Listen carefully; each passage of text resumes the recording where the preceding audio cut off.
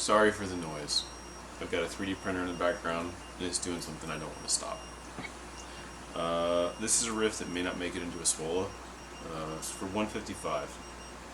And this is using a technique that I've done in the past where I just don't give a damn about the time signature. So the part of the drums that I wanted this to go over is in 3/4. I'm going to play this again and just for amusement's sake count it because it doesn't sound like it. Pay attention to the pulse.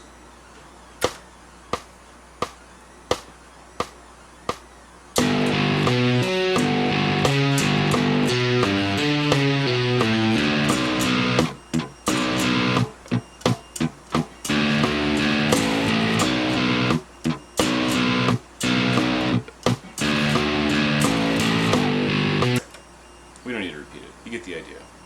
The punchline is if you count it 1, 2, 3, 4, 1, 2, 3, 1, 2, 3, 1, 2, 1, 2, 1, 2, 1, 2, 3, 4, 1, 2, 3, 1, 2, 3, 4. That's how my brain is counting it. It's not how my fingers are counting it. That's part of the problem. This is a thumping lick, obviously, and I am trying to do a mix of grouping on the hands and something, I'm going to get his name wrong, Yevgeny, I don't remember his last name, talked about with Meshuggah counting, where each one of these is just broken up into a smaller piece. So I think about this is, these four are a segment that outlines a G major 7, by the way. And then a set of 3, because odd in Prague. That's the sharp 4, sharp 11, so I'm implying Lydian. And this whole banger right here. And note where I've stopped highlighting.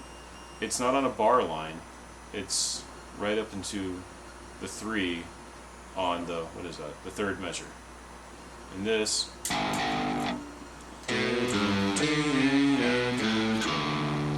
and I'm using that, and I intentionally picked that last note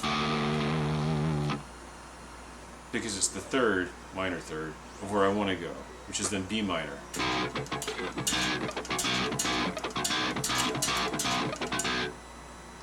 So my entire intent with this is to outline 2 chords. A G major 7, sharp 11, Lydian sound, and a B minor, whatever. I haven't articulated the rest of how I want the B minor to sound, but that's what's going on. The other thing I'm doing is when I'm thumping, I'm not thinking about this in terms of 8th, 8, whatever. This is all a constant pulse, it's all 8th notes. So this, I'm counting as 4. I think I'm playing it all on the same string, but I intended to get that harmonic sort of thing on the next string up. 4, 5, so down, up, 1, 2, 3.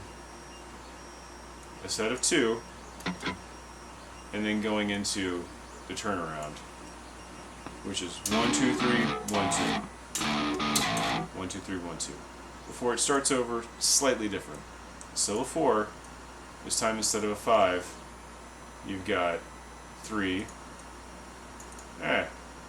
instead of 7, which is a 5 and a 2, you have 3, 4, adds up to 7. Sorry, math. And then 3 and 2. So that's how I'm thinking about this, and that's how I'm counting. And I have to actually pay attention when I go to this. The first time, it's not natural. But, again, the punchline is, if you break all of these up, I don't care how you divide this. If you consider this a phrase, this a phrase, or this whole thing a phrase, none of it goes over 3/4. But I don't really care, because I want the effect of displacement through it. I've done this in other things before. I might make a video about that later. But yeah, it gives an offset pattern between where your head thinks about the riff rolling around and the drums in the background, and it's just something I like, which at the end of the day is what we're all doing. It's just trying to get our internal aesthetic out onto our instrument. Yeah.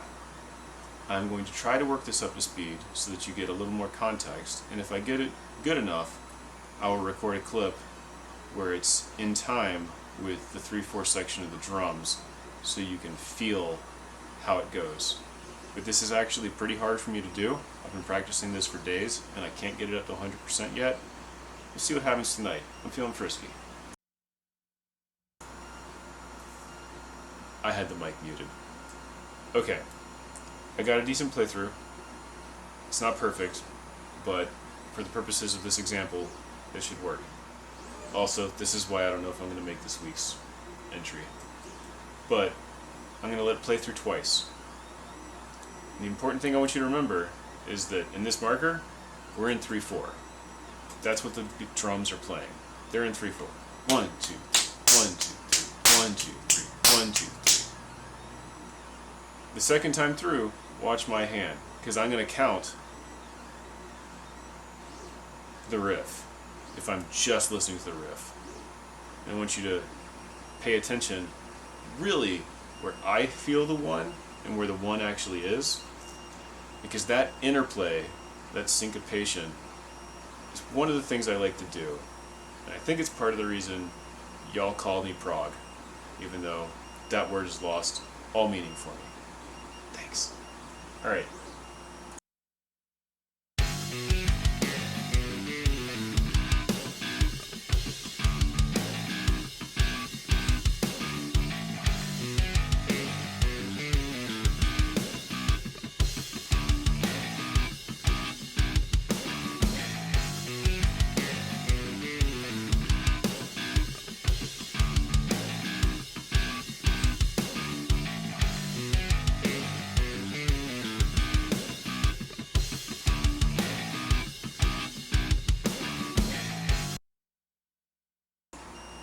So again, I count the whole thing in 4.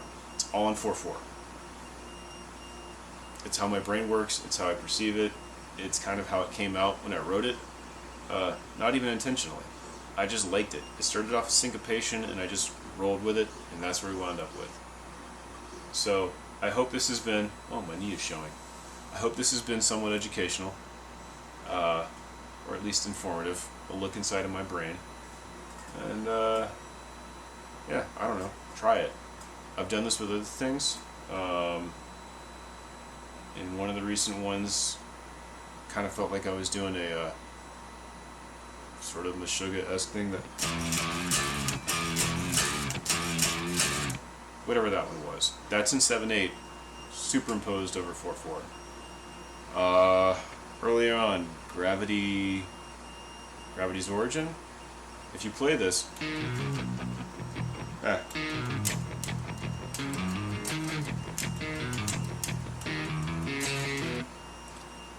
every single bit of that is in group of threes. 1, 2, 3, 1, 2, 3, 1, 2, 3, 1, 2, 3, 4, 5, 6, 7. Yeah, 1, 2, 3, 4, 5, 6. 1, 2, 3. 1, 2, 3, 1, 2, 1, 2, 3. Yeah, 1, 2, 3, 1, 2, 3, 1, 2, 3, 4. Oh, cool. That's not. Anyway, it's not in 4/4, but it's superimposed over 4/4. And at the very end, I have to truncate it by going. There you go. Whatever the thumbing bit was. The punchline is, I took a group of notes that don't have to add up to the 16th notes in a 4/4 measure, and just said, I like the way it sounds. Throw it over top, roll with it. Add at the end of the riff if you have to, but it's a cool way to achieve an effect. Peace.